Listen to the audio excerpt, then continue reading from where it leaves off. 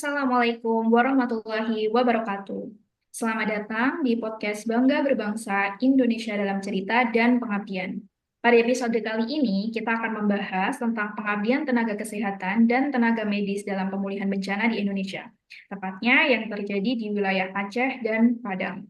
Podcast ini nanti akan menjelaskan tentang wujud nyata cinta tanah air dan kehadiran negara bagi masyarakat. Untuk yang pertama, topik pembahasannya mungkin bisa kita mulai dari Aceh dulu nih. Boleh nggak Kak diceritakan sedikit pengalamannya saat datang ke Aceh secara langsung bersama relawan kesehatan?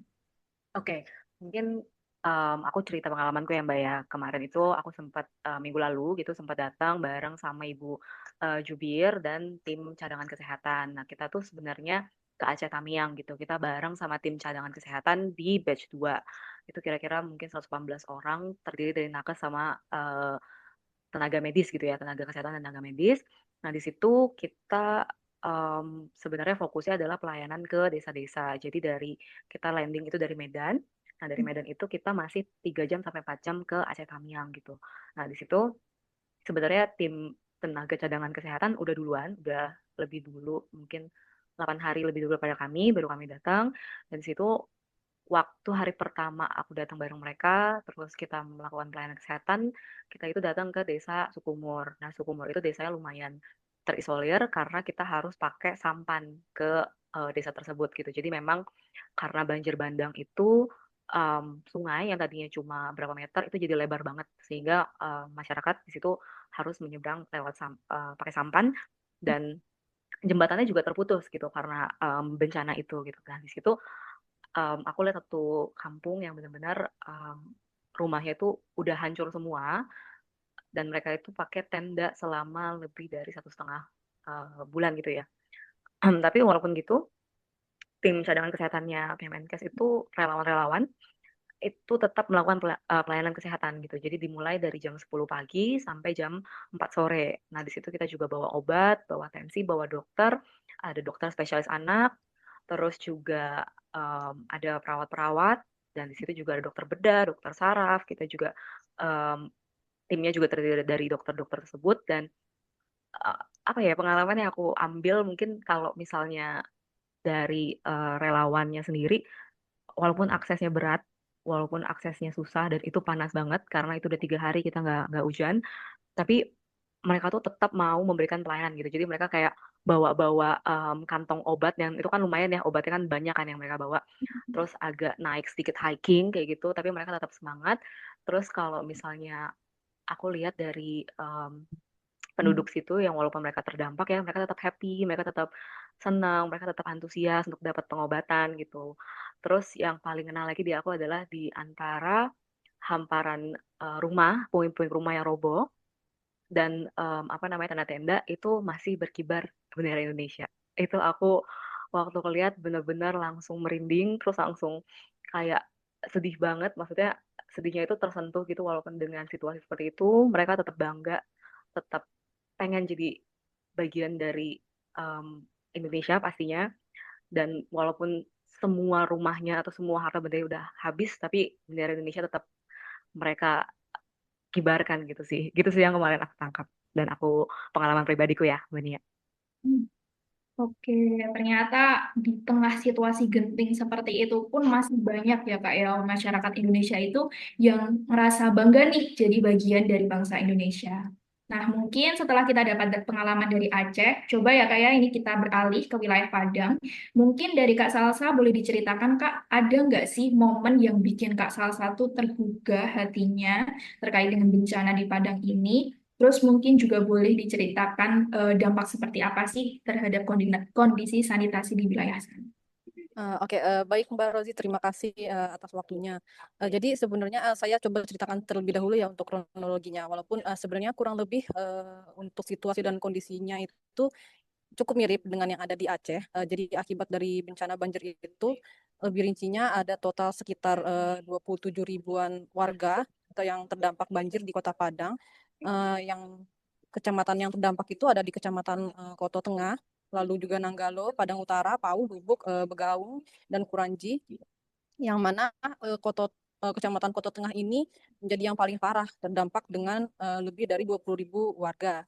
Nah, kondisi pemukiman dan infrastruktur di sana juga banyak banyak sekali ya kelurahan yang tergenang air, yang bahkan di sana itu setinggi puluhan hingga ratusan sentimeter gitu. Bahkan ada juga saksi yang melaporkan waktu itu ada rumah yang hanyut juga. Nah, jadi sebenarnya di awal Kepala Dinas Pekerjaan Umum dan Penataan Ruang PUPR di Kota Padang yang juga sudah disampaikan oleh Bapak Tri Hadianto ya, bahwa jajarannya itu langsung menindaklanjuti gitu kan. Berdasarkan dari instruksi wali kota, dengan mereka ini menggerakkan tim reaksi cepat atau TRC. Nah, di tim tersebut mereka bertugas untuk membersihkan saluran drainase kota, terus juga harapannya genangan airnya ini bisa lebih surut dengan cepat ya, dan juga dampak banjirnya bisa diminimalkan. Nah, akhirnya setelah dari kronologi singkat tersebut, kami dari tim kesehatan lingkungan Dinas Kesehatan Provinsi Sumatera Barat juga dilibatkan untuk turun langsung dalam memantau kondisi kesehatan masyarakatnya, terutama risiko penyakit yang berkaitan dengan air dan sanitasi setelah banjir. Kami juga dengan Pusat Krisis Kemenkes telah melakukan kesiapsiagaan ya, dan untuk mencegah timbulnya kasus penyakit di tengah masyarakat dengan melakukan mobilisasi tim pendampingan manajemen krisis kesehatan. Nah, di sini yang saya tangkap gitu dari uh, kita ini bekerja secara lintas sektor gitu ya Mbak. Dan kami ini langsung berfokus pada pemantauan dan memastikan ketersediaan air bersihnya, terus juga sanitasi di lokasi pengungsian dengan mengelola limbahnya juga. Dan ini juga kita bekerja sama dengan Dinas Lingkungan Hidup Sumatera Barat. Terus juga kami menghitung kebutuhan toilet portable. Kami juga memberikan edukasi PHBS, yaitu perilaku hidup bersih dan sehat. Dan juga kami memantau dan mengantisipasi penyakit berbasis lingkungan yang mungkin timbul seperti penyakit diare, penyakit kulit dan ISPA atau infeksi saluran pernapasan akut. Dan juga per 5 Desember ya Mbak, kami itu mendapatkan dukungan dari tim logistik Irjen Kesprimkom Palembang dan juga BBLKM Regional 2 untuk alat penjernih air guna memenuhi kebutuhan air bersih bagi para pengungsi di sana. Jadi yang saya bikin takjub dari pengalaman saya turun langsung bekerja di sana, kami ini berkolaborasi dan juga bergotong royong gitu ya untuk mewujudkan istilahnya meminimalisir dampak dari bencana ini gitu. Kami juga dibantu oleh relawan dan masyarakat sekitar yang akhirnya kami berupaya bisa menanggulangi dampak banjir secara lebih cepat dan terkoordinasi gitu. Dari saya seperti itu Mbak, pengalaman yang saya tangkap gitu. Baik, setelah banyak berbincang tentang pengalaman langsung dari situasi kondisi yang ada di Aceh maupun di Padang, ada baiknya nih kita lihat gimana sih POV dari Nakes terhadap situasi darurat pasca bencana yang mereka itu masih memiliki kewajiban untuk memberikan pelayanan kesehatan prima kepada masyarakat. Monggo kepada Kak Rusiana, boleh dijelaskan Kak POV-nya? Baik, terima kasih Mbak Nia atas waktunya. Eh, Kalau ngomongin peran tenaga kesehatan dan tenaga medis, baik yang jadi relawan maupun yang juga terdampak, sebenarnya semuanya itu berangkat dari satu hal Mbak, yaitu semangat pengabdian dan kemanusiaan. Kita sebagai nakes datang ke lapangan nggak cuma sebagai tenaga profesional, tapi juga sebagai sesama manusia yang ingin membantu orang lain. Nah, yang paling terasa itu keikhlasan sih Kak. Banyak dari kita sebagai nakes itu tetap melayani meski kondisi dari diri sendiri itu nggak mudah, seperti rumah yang terkena dampak banjir, keluarga khawatir, atau bahkan lelah secara fisik dan mental. Tapi ada panggilan dari hati yang membuat kami untuk tetap hadir. Dan ini nggak cuma soal profesionalitas, tapi juga soal tanggung jawab moral. Kita sebagai nakes ini juga ingin memberikan layanan kesehatan tetap aman, bermutu, dan manusiawi, walaupun situasi di sana itu nggak ideal, Mbak. Nah, selain itu, empati juga nggak kalah penting. Kita sebagai nakes itu juga berusaha untuk mendengar dan memahami pasien, nggak cuma soal kondisi fisiknya mereka aja, tapi juga soal emosionalnya.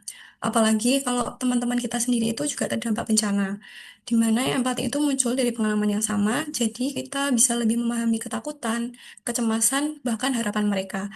Nah, dengan begitu, pelayanan kesehatan yang kita berikan itu nggak cuma menyembuhkan penyakit, tapi juga bisa memberikan semangat dan harapan untuk mereka.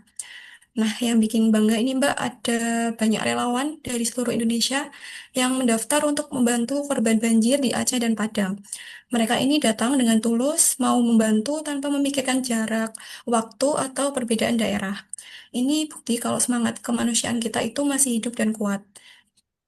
Oke, tapi di sisi lain ada cerita juga yang sangat menyentuh dari teman-teman nakes setempat, Mbak, di mana beberapa dari rumah mereka itu juga terdampak banjir, tapi tetap harus berangkat dinas ke RSUD, mengunjungi rumah-rumah pasien, dan memastikan pelayanan kesehatan itu tetap jalan.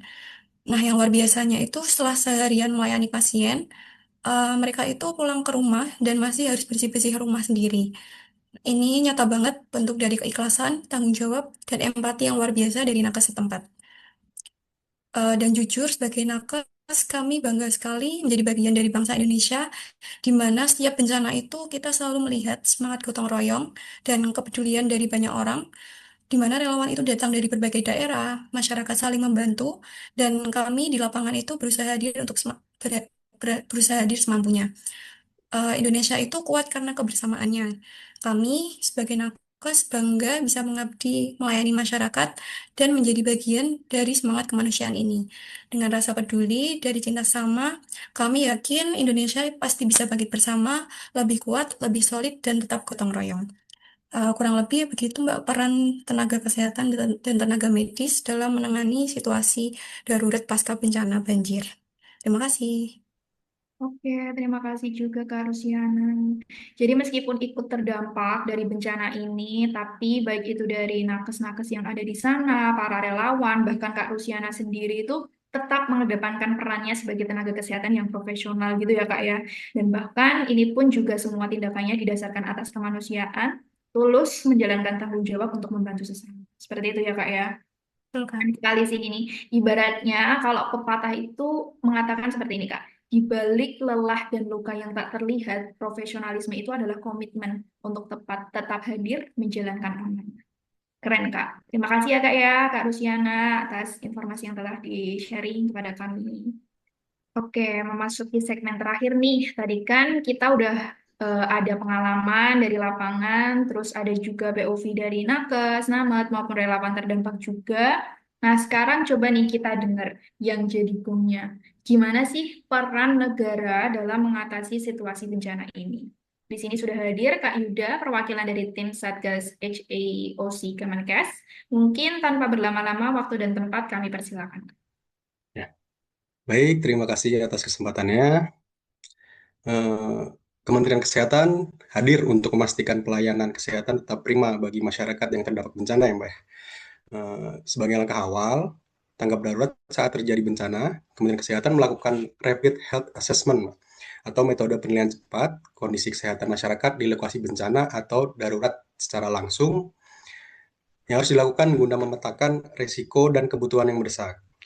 Jadi seluruh puskesmas dan rumah sakit kami siap siagakan termasuk penguatan layanan mobile dan pos kesehatan di pengungsian. Dalam upaya tanggap darurat bencana, untuk yang kami lakukan ada beberapa ya Mbak ya.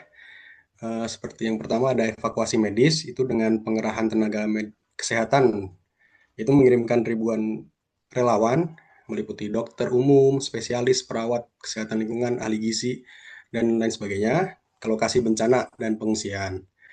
Kemudian layanan pengobatan dengan memberikan pemeriksaan gratis, pengobatan, vitamin, dan obat-obatan di posko kesehatan dan hunian sementara atau huntara. Untuk selanjutnya, pelayanan kesehatan jiwa, di mana Kementerian Kesehatan mengerahkan para psikolognya untuk memberikan dukungan mental bagi korban, terutama anak-anak yang kehilangan orang tuanya. Seperti itu. Dan untuk menghilangkan trauma juga kan Mbak atas bencana. Kemudian pelayanan kesehatan darurat dengan mendirikan pos kesehatan, rumah sakit lapangan, dan layanan psikososial. Selain itu, distribusi logistik kesehatan juga kami lakukan meliputi distribusi obat-obatan, vaksin, alat kesehatan, dan air bersih. Kementerian Kesehatan bergerak cepat menambah dukungan layanan dan logistik kesehatan untuk wilayah terdampak bencana. Kementerian Kesehatan juga berkoordinasi dengan Dinas Kesehatan daerah untuk memastikan kebutuhan kesehatan warga terpenuhi secara merata. Dalam manajemen krisis dan koordinasi, pertama-tama dengan mengaktifkan Health Emergency Operation Center atau HEOC ya Mbak, dan tim pendampingan krisis di provinsi terdampak. Kemudian kami juga melakukan koordinasi dan komunikasi lintas sektor dengan BNPB, BPBD, TNI atau Polri, dan organisasi kemanusiaan lainnya. Koordinasi dan komunikasi itu bermanfaat dalam penyampaian informasi secara real, Mbak, seperti data korban, kondisi wilayah, sehingga langkah penanganan dapat diambil secara tepat. Yang terakhir, tahap pemulihan, di mana ada 4 tahap. Yang pertama ada fase tanggap darurat kesehatan, yang berfokus pada penyelamatan jiwa dan pencegahan dampak kesehatan lanjutan melalui layanan medis darurat, pengendalian wabah, pelayanan gizi, kesehatan lingkungan, serta dukungan kesehatan jiwa dan psikososial tadi. Yang kedua ada fase pemulihan awal atau early recovery, yaitu memulihkan layanan kesehatan dasar secara bertahap, memastikan akses pelayanan kesehatan masyarakat, melanjutkan surveillance penyakit, serta pemulihan kesehatan kelompok rentan yang di sini ada ibu, anak, dan lansia.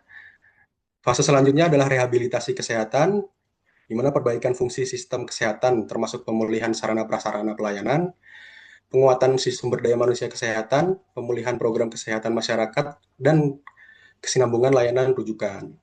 Kemudian fase terakhir ada rekonstruksi kesehatan, di mana pembangunan kembali sistem dan fasilitas kesehatan secara permanen dengan prinsip build back better, peningkatan ketahanan sistem kesehatan terhadap bencana, serta integrasi kesiapsiagaan bencana dalam perencanaan kesehatan jangka panjang. Nah, hal tersebut kurang lebih yang dapat negara berikan sebagai upaya pelayanan terhadap masyarakat yang terdampak bencana, seperti itu. Wah, emang luar biasa sekali ya Kak ya peran negara yang ikut hadir nih di tengah situasi kondisi darurat seperti ini. Penanganan yang diberikan pemerintah pun juga sifatnya holistik, terkoordinir dengan baik, dan tentunya harapannya pasti akan memberikan manfaat ya Kak ya, manfaat yang sustainable Betul. bagi masyarakat yang terdampak. Oke, Betul. terima kasih Kak Yuda atas penjelasannya. Iya, sama-sama. Terima kasih Ya, kembali. jadi karena kita sudah memasuki segmen terakhir, jadi saya coba tutup perbincangan kita pada hari ini dengan pembelajaran dan harapan ke depan. Pengabdian itu juga bukan hanya sebagai panggilan, seperti yang sudah dijelaskan oleh Kak Rusiana tadi, bahwa pengabdian ini tuh adalah bentuk dari pelayanan profesional dan rasa bangga kita sebagai bagian dari bangsa Indonesia. Nilai inilah yang seharusnya menjadi fondasi utama bagi setiap tugas yang dijalankan ke depannya. Untuk itu, besar juga harapannya bagi semua ASN, generasi ASN berikutnya, agar tetap siap, tangguh, dan selalu hadir untuk membela negara dan bangsa dalam situasi apapun itu. Seperti yang telah dimention oleh para narasumber kita pada pagi hari ini, terkait dengan bagaimana sih masyarakat itu tetap mau menjadi atau bangga menjadi bagian dari bangsa Indonesia. Oke, mungkin sekian yang dapat kami sampaikan. Tak lupa juga saya ucapkan terima kasih banyak kepada semua narasumber kita yang telah berbagi kisah inspiratifnya hari ini. Semoga pengabdian tenaga kesehatan dalam pemulihan menjadi pengingat bagi kita semua bahwa bangga berbangsa itu bisa diwujudkan melalui pelayanan dan juga pengabdian terbaik bagi masyarakat dan negara. Saya Nia, host podcast pada hari ini pamit undur diri. Sampai jumpa di episode berikutnya.